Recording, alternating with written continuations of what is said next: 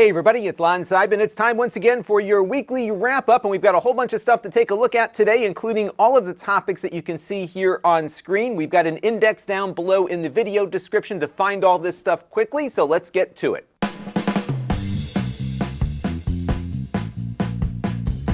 Now, before we begin, I want to thank our newest supporters here on the channel. They include Alex Aceves, who contributed via the YouTube membership program, Robert, who contributed via Patreon, and another Robert Sexton, who contributed via the donor box page. I want to thank everyone for their support this week of the channel, along with everyone who's been supporting the channel on an ongoing basis, and all of you who watch on a regular basis too, because all of those things equal channel growth. So let's take a look now at the week in review. We did a live stream the other day as I was shooting some odds and ends for the Extras channel. We'll probably have a few more of these coming up later in the week, and I'll tell you about that in a little bit.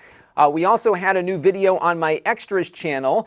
There's a company called Unihertz that makes these wacky mobile phones. They had a really tiny one that we looked at about a year ago. They've got a new one that they just released that's called the Titan, which is a huge BlackBerry-inspired phone.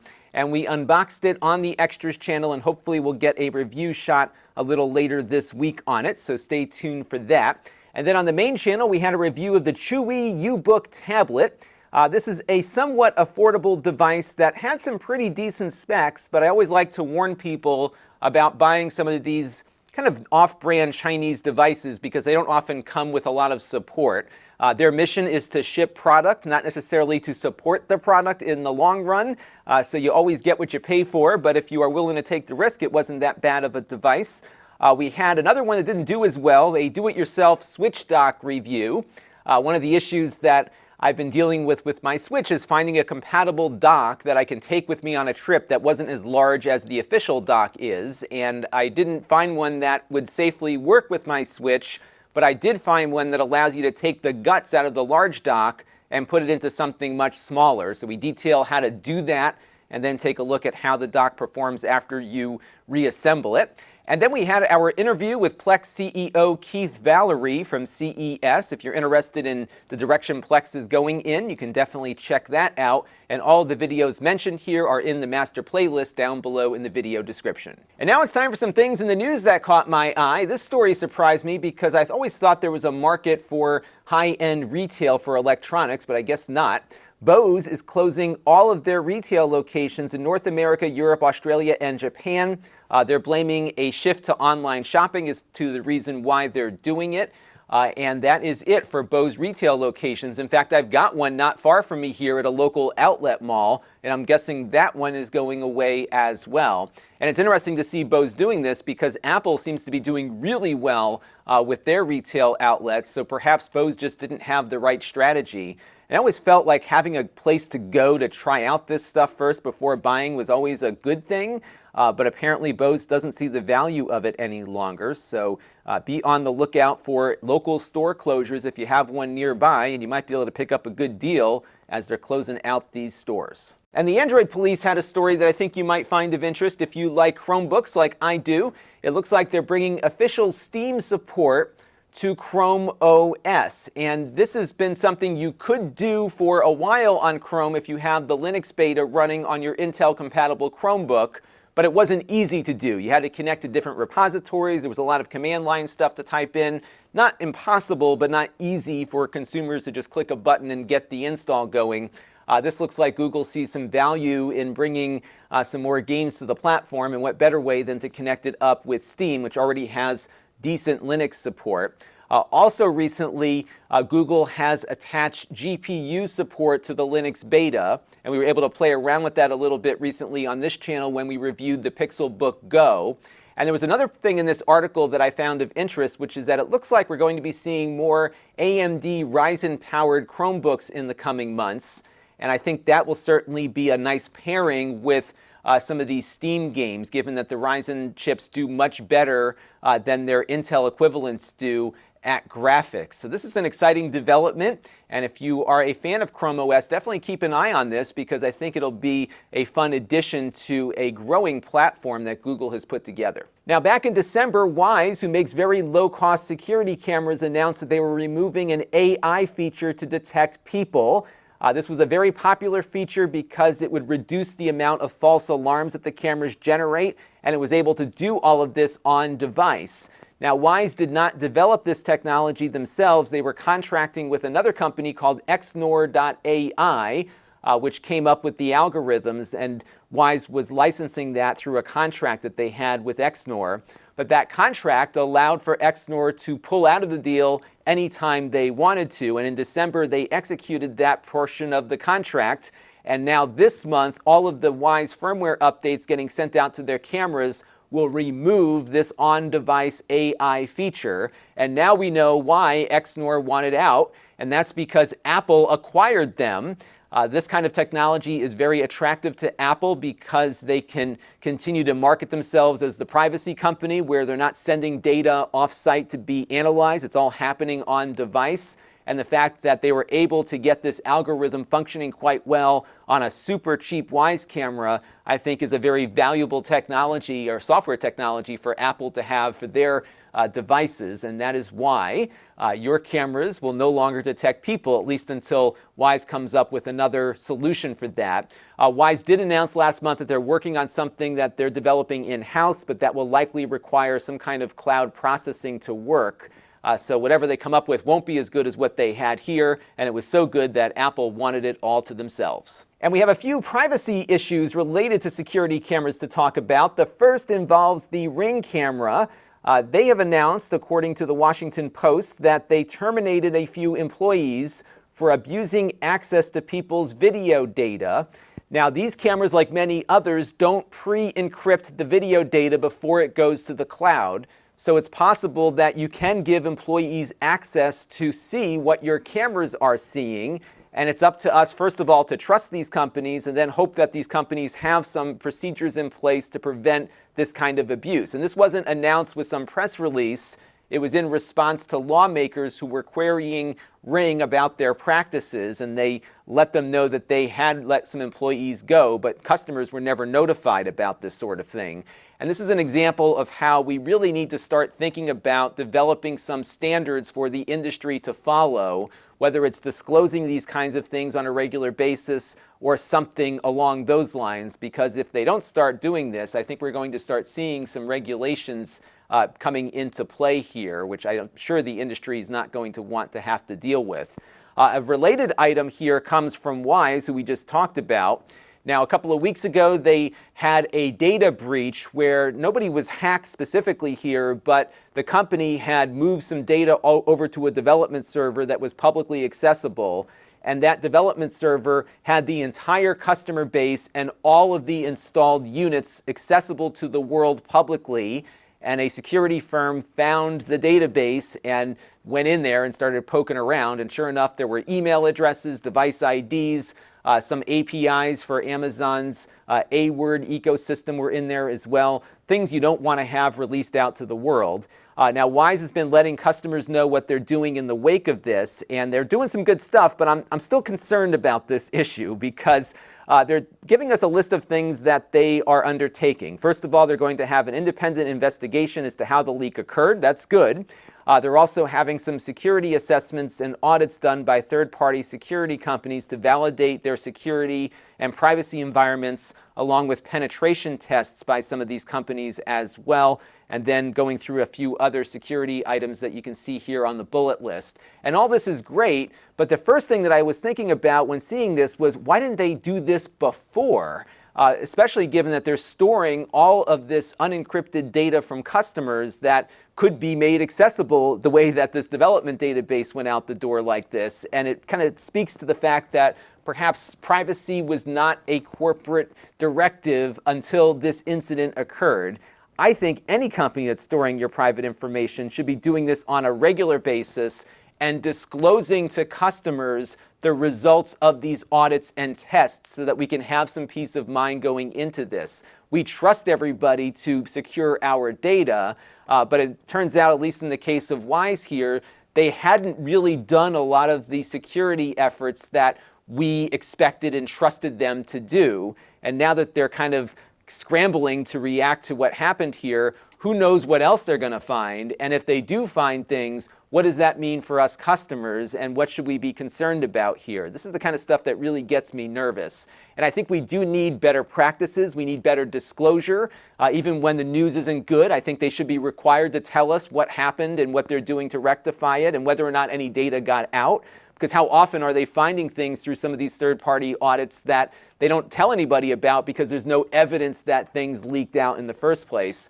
But in addition to that, I think it's important maybe to start pre-encrypting data before it gets sent into these cloud providers. That way, at least, if you are going to utilize some kind of cloud, the data stored there is not accessible to the company or anyone else that lacks the security keys that presumably would be on your local device or software. And I think that would be a good thing to start thinking about when you're looking for security cameras. I don't think there are any on the market that do that kind of pre-encryption, but it'd be good to start seeing companies move in that direction. And yes, it's great that Wyze is taking these steps. Yes, it's great that they're communicating with customers to tell them what they're doing. But again, I question why they weren't doing it in the first place. And hopefully we'll get more details from Wyze as they go through all of these tests. And I'm hoping, too, that they let us know if they find additional vulnerabilities, even if they were not exploited. And now it's time for a Q&A from you, the viewers. And I had a really good question from Spectre Scully on one of my live streams the other day. He asks, how important is timing and being topical for YouTube channels and videos? And how does one improve in this area? And my advice to anyone starting out on YouTube is to not be topical or timely at all, because it's really hard to break into that news cycle for a couple of reasons. One is that the YouTube algorithm doesn't have enough experience with you to recommend that video to people that are out looking for new content. You sometimes can hit the jackpot, but more often than not, you'll put a couple hours into something that won't get watched at all.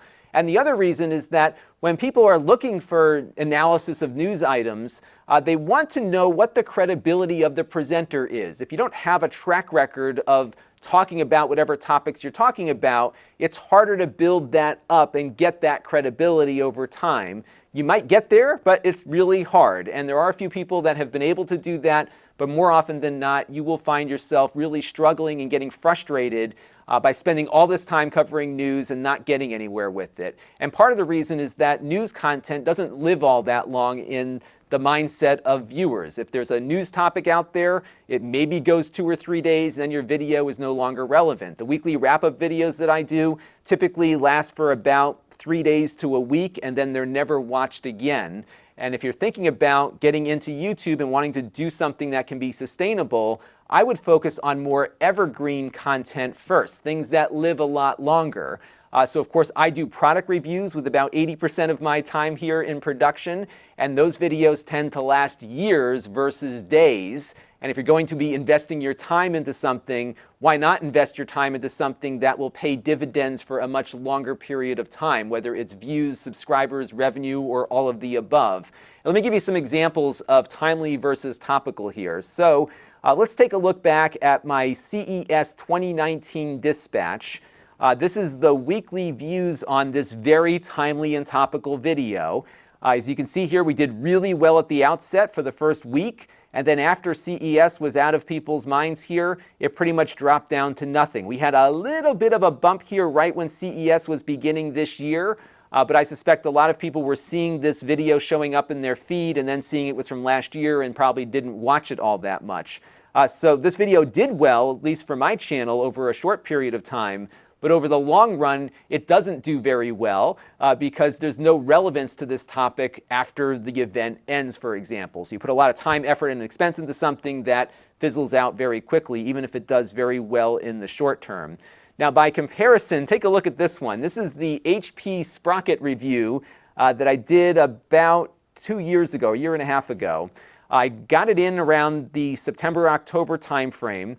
The video did not do very well with subscribers initially, but search did its thing. And on Christmas Day of 2018, when everyone was getting their Sprocket printers, I got a ton of traffic on that video. And as you can see here, it's still getting watched, more so than what we saw out of that CES video. Again, because this is something that is evergreen. It has value to people beyond just the initial upload. And this little bump here was Christmas Day 2019. Again, people got their Sprocket printers for Christmas and wanted more information about them.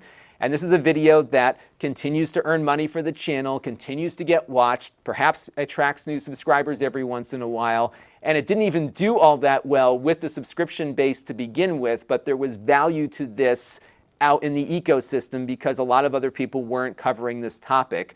Another example is my ChromeOS 101 video that I made, I think, way back in 2014 or 2015.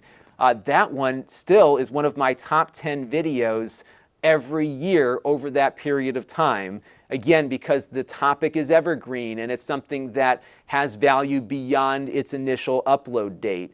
Now, if you think about this stuff, when you start attracting viewers and subscribers on topics that are evergreen, when news items come up about that topic, you're going to see more traffic coming in on the timely stuff because now you've got some credibility in that topic area. So if you are looking at starting up a channel, again, I would really try to focus on providing information about things that you know that might be helpful to other people, again, that have a much longer life to it. And if your intent is down the road to be someone who's going to be doing more news presentation about the topics that interest you, developing evergreen content, building a subscription base around that content only raises your credibility so that when you start talking about those news items, the words that you have a lot more weight and value versus just coming into topical content raw. That's my advice. I'd love to hear your thoughts down in the comments below. Now, this next question comes in from Jason Alex Miller, who was asking me what my ideal product would be. And the first thing I thought about was this Homer Simpson car that was one of those classic Simpson moments where he's asked to design a vehicle to his specifications. And I was thinking if I ever designed a product, it would probably look like this. But the question was actually a good one because we cover a lot of things that we connect up to TVs on this channel. And over the years, I've been adding more stuff to my TV. And I took an inventory of all the things I have connected to it the other day, and it's getting kind of ridiculous again. So check out what's hooked up to my TV at the moment. We've got my gaming PC connected up via a fiber optic cable. I did a video about that a few months ago. We have the Nintendo Switch, which I dock up there from time to time because there's games on the Switch that are not available on other platforms that the kids and I like to play.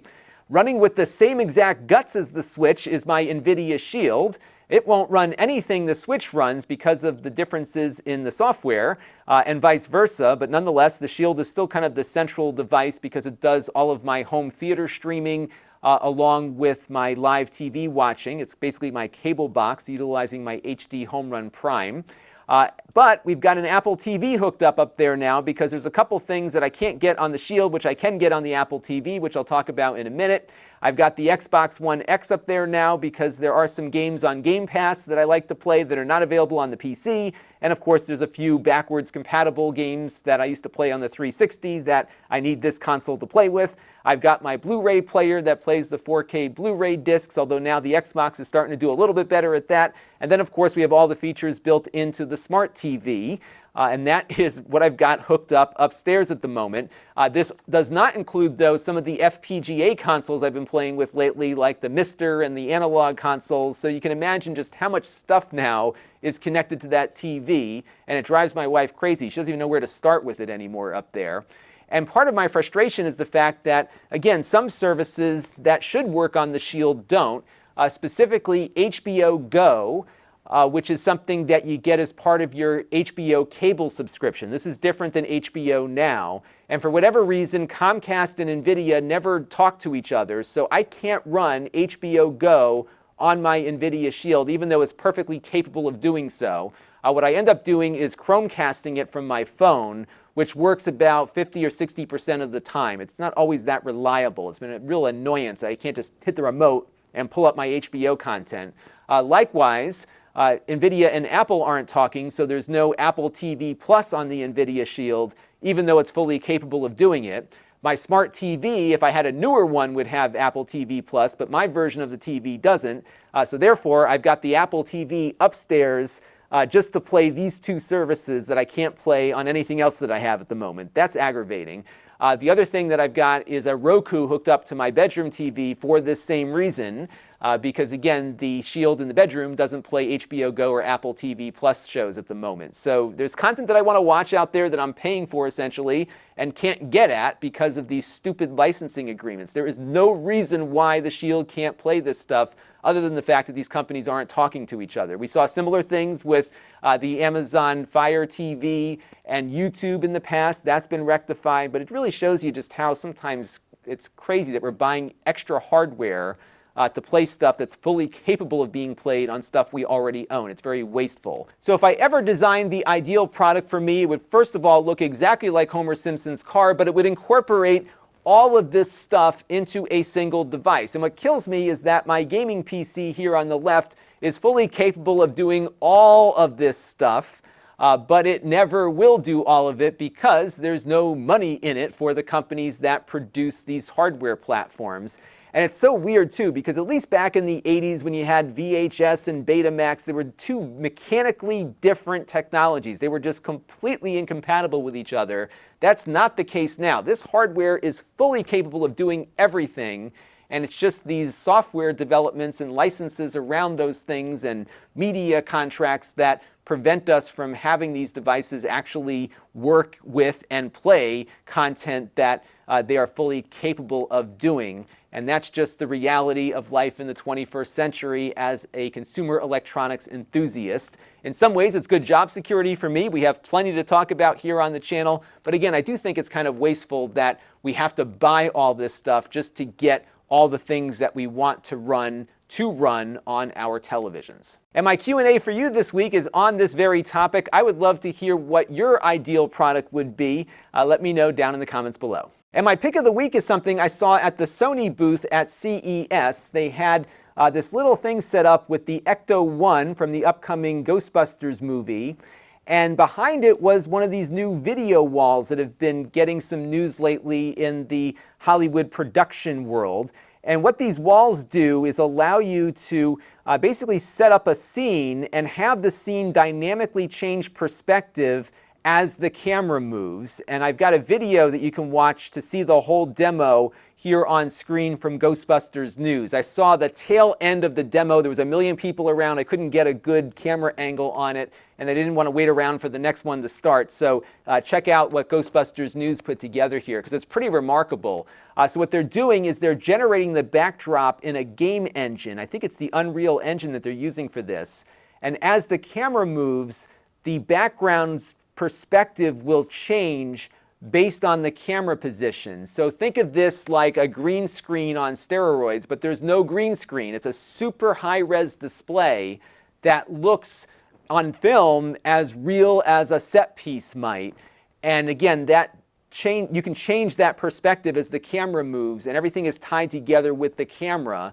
So if you zoomed in on somebody or you moved the camera a little bit, that background is always going to follow it. It's pretty remarkable. The Mandalorian is using this technology for most of the scenes that you see in that show. And it looks amazing, and it's just something that I can see working its way down to the consumer YouTube area at some point as this display technology comes down in price. Because I think a lot of us already have computers that are fully capable of doing this kind of rendering. Maybe not at the scale for a Hollywood movie, but certainly something good enough for a YouTube video. And again, you don't have to worry about all the complexities with a green screen, or you can even have people wearing green sweaters in front of this video wall and have it all work. Check out the demo though. It's pretty remarkable how this works. And again, it's being used right now on some of the stuff you're watching, and it's something that I am almost positive will make its way down to us consumers at some point in the near future. So this week on the channel, we've got a bunch of live streams planned, 4 of them, all of them beginning at 8 p.m. Eastern Time at the dates you see here on screen. These will be simulcasted here on YouTube, but also on Amazon. And from 8 to 9 p.m. on those 4 dates, I'll be on the homepage of Amazon doing my thing. So pretty cool stuff. You can find me on Amazon.com or through YouTube. If you want to check it out and participate, please do. And again, you can follow me by clicking the bell or going to my Amazon store page, Lon.TV/Amazon shop, and clicking the follow button. I do these a lot randomly. These are going to be scheduled due to the Amazon homepage placement, so that's an exciting thing to do. The 22nd, we'll likely be doing something about running a multi-Nintendo Switch household, which is more complicated than I thought it was going to be. So that'll be the first topic, and then I'll come up with some other topics for the other 3 dates, and I'll probably pop on live randomly as I've been doing as well. So stay tuned, a lot more live coming up. We're also going to have my review of the new gaming laptop I bought right before Christmas. This is the Y740 Legion from Lenovo. It's got an RTX 2080 Max-Q inside, and you'll see how that performs in the video, so stay tuned. That one's on the way. We're also going to have a review of this new gamepad from PowerA. I'm always looking for new and different, interesting gamepads. This is called their Fight Pad, and it has a Sega-inspired floating D-pad here along with some huge buttons, and it's designed for fighting games. So that's coming up this week as well, and I'll probably have a few other things too. Now, if you want to support the channel, you can. You can go to Lon.TV/support and make a monthly or a one-time contribution to the channel. We also support the YouTube membership program, and if you subscribe there, you get a cool icon next to your name that will appear in comments and in chat. So a lot of folks have been signing up for that. We're almost to 50 YouTube members now, which is great. We also have our ongoing relationship with Plex, where if you sign up for a free Plex account, no credit card required, we get a little commission. If you upgrade to a Plex Pass or gift it to somebody else, we get a larger commission for that. We have other channels you can follow me on, including my Extras channel for unboxings and supplementary content. We have the podcast, which is an audio version of this show and some of the interviews that I do. The Plex interview was just added to the podcast feed yesterday. We have the Snippets channel, which are search-friendly versions of the topics we cover here on the wrap-up, and those do well over the long term. Talk about topical topics doing well longer term. Well, if you do your SEO properly, sometimes they do pretty well. So that is why we do the Snippets channel. We have my live stream archive at Lon.TV/livestream, where you can watch me for hours on end. And we also have the Amazon shop, which I just mentioned, which is my presence on Amazon.com. Now, if you want to be notified every time we go live or upload or do anything, you can click on the notification bell and get those notifications delivered to you. We also have a very infrequent email list at Lon.TV/email. If we have some big topical news event coming up that we're covering, we will always let you know via that. We did one of those emails for CES. We have the Facebook page at Lon.TV/Facebook. We have the Facebook group. I think we're almost to like 900 members now, which is great. Lon.TV/Facebook group. Maybe we're up to 800. Something milestone-wise is coming up soon there. We also have the store at Lon.TV/store, where I sell reviewed items at lower prices than new. And if you want to get alerted whenever we add something to the store, you can go to Lon.TV/store alert to get an email. Up there right now, I've got an Amazon tablet. I've got the Echo Studio, also from Amazon. And I've got 2 laptops with GPUs inside, a Dell XPS 15 from a couple of years ago, and my Alienware 15 with a GTX 1070. Both of those are being replaced by my new Lenovo gaming laptop here, and we're letting them go at a pretty decent price. If you don't like the price, email me, and if you've got an offer, make one, and maybe we'll work out a deal. But please make an offer in the email. I'm not really into haggling, so let me know what your price is, and I'll let you know if we can do that or not. And that is going to do it for this week's weekly wrap-up. Thank you all for tuning in. We've got a lot of great content and live streams on the way. I want to thank you all for your continued support and comments and viewership.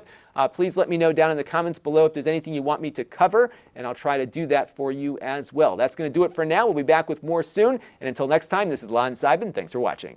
This channel is brought to you by the Lon.TV supporters, including gold-level supporters, the 4 Guys with Quarters podcast, Tom Albrecht, Rajesh, Logic GR, and Kalyan Kumar. If you want to help the channel, you can by contributing as little as $1 a month.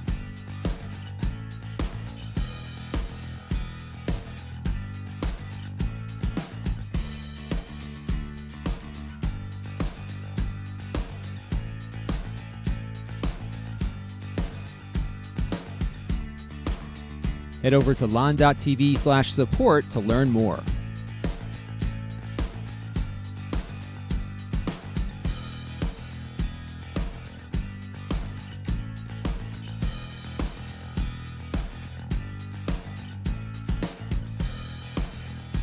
And don't forget to subscribe. Visit Lon.TV/S.